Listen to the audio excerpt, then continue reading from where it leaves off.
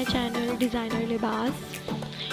How are you all? So today's video is about A-line kurti, आप इसे frock भी बोल सकते हो। गाइस, A-line कुर्ती मैंने डिज़ाइन किया है वेलवेट फैब्रिक पर। आप इस डिज़ाइन को किसी और फैब्रिक पर भी बहुत आसानी से बना सकते हो। तो लेट्स स्टार्ट द वीडियो। तो मैंने लिया है यहाँ 2 मीटर वेलवेट फैब्रिक और 2 मीटर की यहाँ पे मैंने लेस ली है। यहाँ पे मैंने लेस वर्क नेक में किया है और बॉटम में किया है।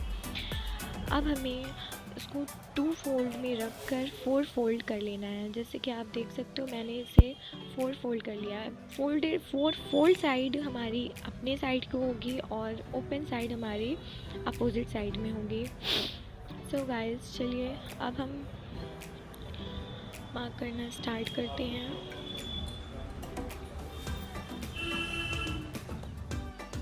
सो गाइस, शोल्डर रखना है 6 इंच, आर्म होल डीप रखेंगे 6.5 इंच।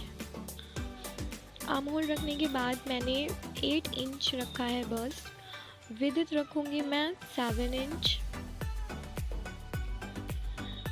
विड्थ का मार्क लगाने के बाद बस्ट के मार्क से विड्थ के मार्क को जॉइन कर लेना है और स्ट्रेट लाइन करके इंची टेप का हाफ करके हमें अपना कर्व शेप में अपनी स्लीव्स की कटिंग मार्किंग कर लेनी है। और फ्रंट की साइड डीप आर्म होल भी 1/2 इंच का मार्क कर लेना है और जहाँ से हमने वेस्ट का मार्क रखा था उस मार्क से हमें बिल्कुल स्ट्रेट लाइन में नीचे तक मार्क कर लेना है, जिसकी विड्थ रखी है मैंने 15 इंच। अब हम इसे कट कर लेंगे। कट हो जाने के बाद हमें बैक पार्ट को निकाल कर फ्रंट डीप आर्म होल भी कट कर लेना है। इस तरह से हम अपना front arm hole deep cut कर लेंगे। आर्म होल की कटिंग हो जाने के बाद अब हम चलते हैं अपनी स्लीव्स की साइड। स्लीव्स के लिए जो रिमेन कपड़ा था फैब्रिक का, उसको मैंने 2 फोल्ड करके साइड में स्टिच कर लेना है। स्टिच हो जाने के बाद अब हमें इसे, आप देख सकते हो स्टिच मैंने इसको कर लिया है। स्टिच हो जाने के बाद हम इसे फोल्ड करके स्लीव्स के लिए मार्क करना है। सो गाइस, अब हमें करनी है अपनी स्लीव्स की कटिंग। स्लीव्स की कटिंग आप देख सकते हो कि मैंने इसको 4 फोल्ड में रख लिया है। 4 फोल्ड में रखने के बाद अब हम मार्क करते हैं अपनी स्लीव्स के लिए 6 इंच। नीचे मैं रखूँगी बॉटम में 6 इंच और ऊपर भी मैं इतना ही रख रही हूँ। 6 इंच पर मार्क करने के उस मार्क से हमें डीप मार्क करना है 3 इंच। 3 इंच का जहाँ से मार्क किया है उसका ही मुझे 2 इंच एक्स्ट्रा मार्क करना है लूजिंग के लिए। और फिर से हम कर्व शेप देते हुए अपनी स्लीव्स की जहाँ से हमने एक्स्ट्रा 2 इंच मार्क किया है उस मार्क से 6 इंच तक हम अपना स्ट्रेट लाइन कर लेंगे और इसको मार्क हो जाने के बाद हम इसे कट कर लेंगे। स्लीव्स की कटिंग हो जाने के बाद अब हमें अपना नेक रेडी करना है। नेक रेडी करने के लिए हमें बुकरम की ज़रूरत पड़ेगी। सो गाइस, बुकरम की लेंथ रखी है मैंने 14 अप्रॉक्स और विड्थ रखी है 8 इंच और इसे फोल्ड करने के बाद ऊपर नेक में 3 इंच का मार्क लगाते हुए नीचे 13 इंच पर ऐसे मुझे लगाते हुए 2 इंच एक्स्ट्रा लेकर हमें उसको स्ट्रेट वे में कट कर लेना है। मार्क हो जाने के बाद हम इसे कट कर लेंगे और इसकी कटिंग हो जाने के बाद हमें जो रिमेन फैब्रिक था उस रिमेन फैब्रिक पर हम इसे अपने नेक को पेस्ट कर लेना है।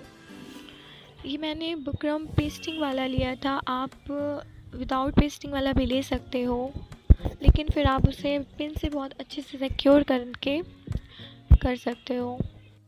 मेरे अकॉर्डिंग गाइस पेस्टिंग बुकरम ज़्यादा बेटर है क्योंकि ये पेस्ट हो जाने के बाद ज़रा भी इधर उधर नहीं होता और हमें स्टिच करने में भी बहुत आसानी होती है। अब हम अपना बैक नेक मार्क करेंगे। बैक नेक को मार्क करने के लिए मैंने रिमेन फैब्रिक को फोल्ड करके वन साइड में उसकी मार्किंग कर लेनी है 5 इंच। वन साइड में मार्क हो जाने के बाद हम इसे पलट कर भी दूसरे साइड पर उसका मार्क डार्क कर लेंगे। अब ये देख सकते हो गाइस, हमारी बैक नेक की भी मार्किंग हो गई है। अब हम इसे इन दोनों नेक को पिन से अच्छी तरह अपने नेक पर सिक्योर कर लेंगे। नेक पर सिक्योर हो जाने के बाद हमें बुकरम के साइड में इस तरह से 4 साइड्स में सिलाई लगा लेनी है और उस मार्क पर भी हमें सिलाई लगा लेनी है। सिलाई लगाने के बाद अब हम इसे देख सकते हो गाइस, मैंने सिलाई बहुत साइड में लगा ली है। अब हम इसे सिलाई लगाने के बाद बैक में पलट लेंगे और ऊपर भी स्टिच कर लेंगे। सो गाइस, अब हमें अपना बैक नेक लेना है और उसमें हमें 1.5 इंच का आउटर राउंड मार्क कर लेना है और उसे हमें कट कर लेना है। इसकी कटिंग हो जाने के बाद अब हम चलते हैं अपने फ्रंट नेक की तरफ, जिसके लिए मैंने 6 इंच माइनस रखा है। डीप मैंने रखा था 14 इंच, तो मैं उसके लिए एक्स्ट्रा फैब्रिक ले रही हूँ 8 इंच का। आप अपने अकॉर्डिंग डीप और रख सकते हो अपना नेक। आपको अगर 7 रखना है 7 रख सकते हो, 8 रखना है 8 रख सकते हो। सो अब मैंने इसको आलपिन की मदद से बहुत चारों साइड अच्छे से सिक्योर कर लेना है। सिक्योर इसलिए कर रही हूँ मैं क्योंकि स्टिच करते वक्त ये बिल्कुल भी इधर उधर ना हो, और हम उसे भी स्टिच कर लेंगे। स्टिच हो जाने के बाद अब हमें ऊपर से इसमें लेस को भी स्टिच करना है। लेस को भी हमें उसी तरह पिन से सिक्योर करते हुए बहुत अच्छे से सेट कर लेना है। लेस कट करके अब हमें इसे अच्छे से पिन से सिक्योर करके सेट कर लेना है नेक को।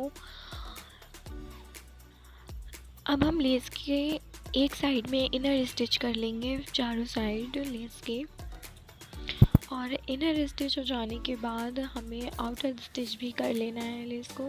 और आउटर स्टिच करते वक्त ध्यान रहे हमें बिल्कुल भी लेस को खींचना नहीं है। अगर हम इसे ज़रा भी खींचेंगे या हल्का भी छोड़ेंगे तो उसमें बीच में झोल आ जाएगा और बिल्कुल भी फिनिशिंग नहीं लगेगी।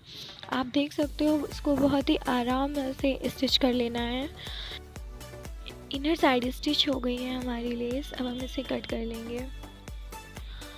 आप देख सकते हो इनर की तरफ मैंने इसको स्टिच कर लिया है। अब हम चलते हैं इसको आउटर साइड में स्टिच करने। आउटर साइड में भी हमें स्टिच कर लेना है अपनी लेस को बहुत आराम से। यू कैन सी मैं इसे बहुत भी पकड़ूंगी नहीं और ना ही मैं इसे बहुत खींच रही हूँ, इसे बहुत ही आराम से स्टिच। सो गाइस, फ्रंट नेक हमारा रेडी हो चुका है। अब हम चलते हैं अपने शोल्डर को स्टिच करने। शोल्डर स्टिच करने के लिए मैंने जो बैक पार्ट है उसको मैंने पहले रखा है इस तरह से। उसके ऊपर मैंने अपना फ्रंट पार्ट रखा है। फ्रंट पार्ट को आप देख सकते हो मैंने जो बैक पार्ट का वो जो स्ट्रिप था उसको बाहर की साइड निकाला हुआ है, और उसी की जो मेन स्टिच जहाँ से मैंने लगाई थी उस स्टिच तक अपने फ्रंट के पार्ट को रख कर इस तरह से हमें शोल्डर डाउन अब हमें इसी तरह अपना दूसरा वाला शोल्डर भी स्टिच कर लेना है। आप देख सकते हो मैंने बैक पार्ट की जो स्ट्रिप है उसको सिलाई की तरफ बाहर निकाल कर उसकी जो अंदर की जो मेन सिलाई है उस पर अपनी फ्रंट की सिलाई को रख कर डायरेक्ट टू डायरेक्ट रखना है और हमें उसी तरह इसको स्टिच कर लेना है। स्टिच हो जाने के बाद जो स्ट्रिप है उसको फिर हमें अंदर की साइड फोल्ड करके भी एक सिलाई और लगा लेनी है।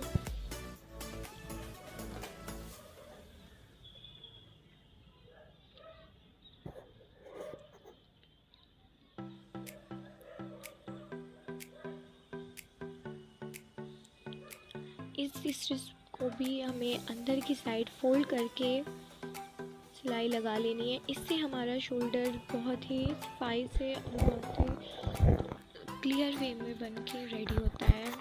शोल्डर स्टिच हो जाने के बाद अब हम चलते हैं अपनी स्लीव्स की तरफ। स्लीव्स का जो बॉटम है उसको मुझे सिर्फ 1/2 इंच ही फोल्ड करना है। 1/2 इंच मैं इसलिए फोल्ड कर रही हूँ क्योंकि मैं इसमें भी फ्रंट पर लेस का वर्क करूँगी। इसको मैं सिर्फ 1/2 इंच फोल्ड करके स्टिच कर लेना है। जिस तरह से एक इसमें 1/2 इंच फोल्ड कर रहे हैं उसी तरह दूसरी स्लीव्स में भी 1/2 इंच ही फोल्ड करना है।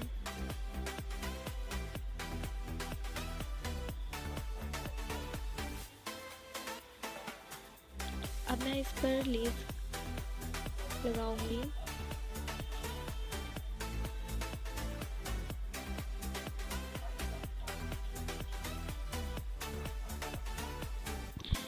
अब हमें इस पर अपनी लेस रख कर कट कर लेना है कि हम कितना रखेंगे अपना लेस को।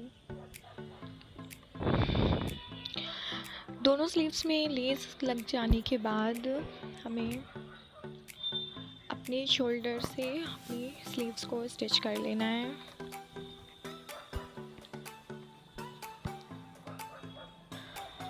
सो गाइस, स्लीव्स स्टिच हो जाने के बाद अब हम चलते हैं अपने फ्रंट पार्ट की तरफ। आप देख सकते हो फ्रंट पार्ट का जो बॉटम पार्ट है कुर्ती का, उसमें भी मुझे सिर्फ 1/2 इंच ही फोल्ड करना है अंदर की साइड। इसमें भी मैं ऊपर पूरे में लेस का वर्क करूँगी। अब मैं इसमें अपना लेस को मेजर कर लूँगी 30 इंच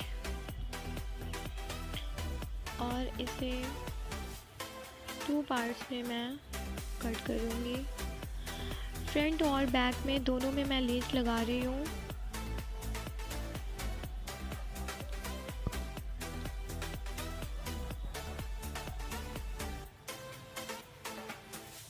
लेस लग जाने के बाद अब हमें अपनी कुर्ती को फिटिंग दे देनी है।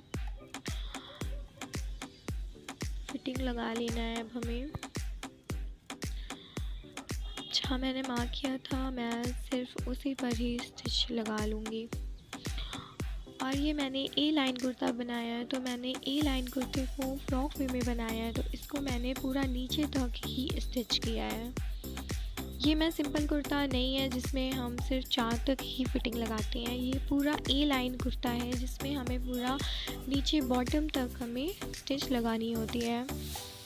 और ये मैंने 32 साइज़ का kurta ready. So guys, sleeves को जब हम अपने शोल्डर से स्टिच करेंगे तो हमें इस चीज़ का ख़ास ध्यान रखना है कि जो हमारे स्लीव्स के दोनों लब होते हैं उसको हमें एक ही डायरेक्शन में रखना है। आप देख सकते हो मैंने इसको बाहर के डायरेक्शन में रखा है। अगर आप इसे अंदर रख रहे हो तो आपको ऊपर वाला भी और नीचे वाला भी अंदर की साइड ही रखना है। अगर आप एक अंदर और एक बाहर कर देते हो तो इससे आपकी स्लीव्स बहुत चढ़ी होगी और इसमें बहुत ही झोल आएगा। अगर आप एक ही डायरेक्शन में रखोगे तो वो बहुत अच्छे से उसमें फिनिशिंग आएगी। और अब हमें इसे नीचे तक स्टिच कर लेना है। इसी तरह हमें अपना दूसरा साइड भी स्टिच कर लेना है।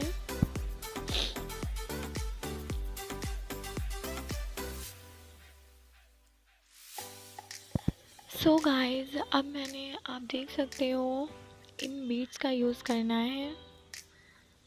ये मैंने लिया है यहाँ पर लीफ बीड्स। आप अपने चॉइस के हिसाब से कोई भी डिज़ाइनर बीड्स ले सकते हो। और मैं इन्हें पेस्ट करने के लिए ये फैब्रिक ग्लू का यूज़ कर रही हूँ। और इसे मैं विदाउट एनी मेजरमेंट किसी भी एंगल में किसी भी डायरेक्शन में इसे पेस्ट कर दूँगी। इसे हमें ज़्यादा क्वांटिटी में लगा सकते हैं क्योंकि ये ड्राई होने के बाद बिल्कुल भी ट्रांसपेरेंट हो जाता है। तो आप इसकी बिल्कुल भी टेंशन ना लें कि हमें इसे पॉइंट टू पॉइंट ही रखना है। आप कम ज़्यादा जैसे भी हो लगा सकते हैं ताकि वो बस हमारा लीफ भी लग जाए और ड्राई होने के बाद बिल्कुल भी निकले ना। और आपको इसे वॉशिंग वॉश नहीं देना है, हैंड वॉश ही देना है।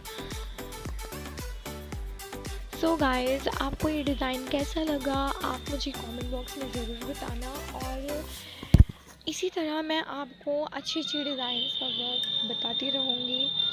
प्लीज़ प्लीज़ प्लीज़ गाइस, मेरे चैनल को ज़रूर सब्सक्राइब कर देना, लाइक कर देना, कमेंट कर देना और शेयर भी ज़रूर कर देना।